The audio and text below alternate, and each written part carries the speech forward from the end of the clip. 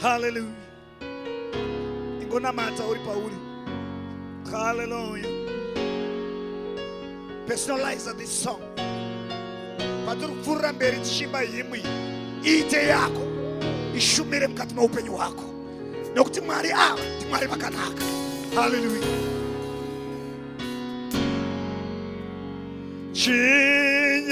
Chinyarara moyo wangu Jesu ndiye ziro zose ziri pasi zaka zikwandi Chiuyai Kristu Tiripano uyai Uyai Baba Takamirira ne moyo yenu Mwari we Unde Chiuyai Kristu Uyai Tiripano uyai Nemuritendo uyai Unde Chinyarara moyo wangu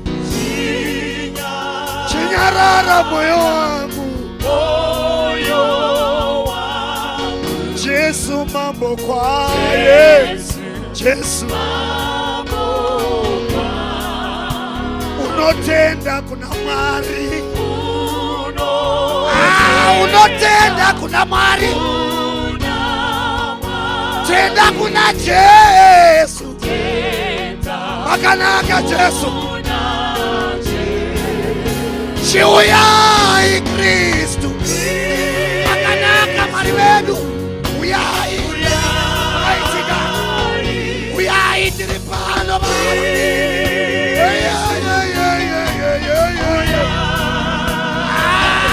Mwari we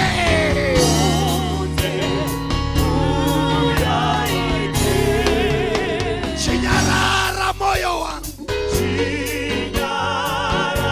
Chinyarara moyo wangu Jesu anovaka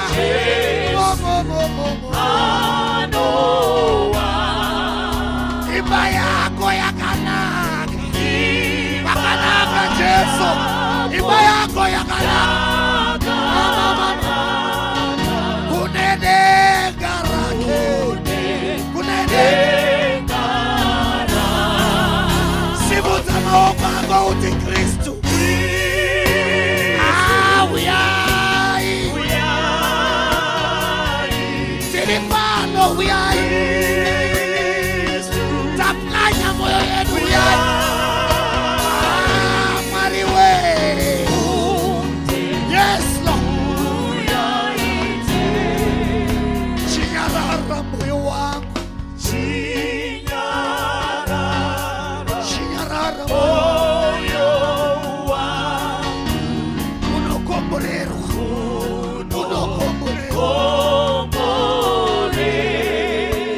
Haukari nguwa ndefu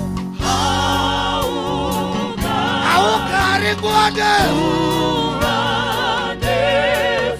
Uchashika denga Haleluya Mama Chiuyai Kristu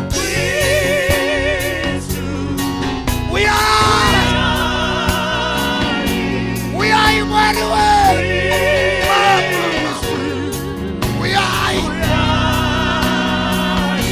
Mwari we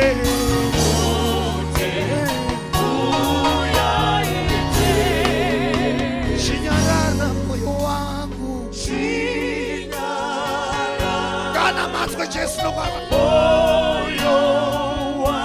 Unokomborerwa Unokomborerwa Kana matwe Haukari nguwa ndefu akuitire zvakanaka nekuti ndomuto wake wokuitira vanhu zvakanaka. Uchasvika neni chiuyai Kristu. Haleluya. Rumbidza Mwari uri pauri. Wakanaka Jesu ndavosaya.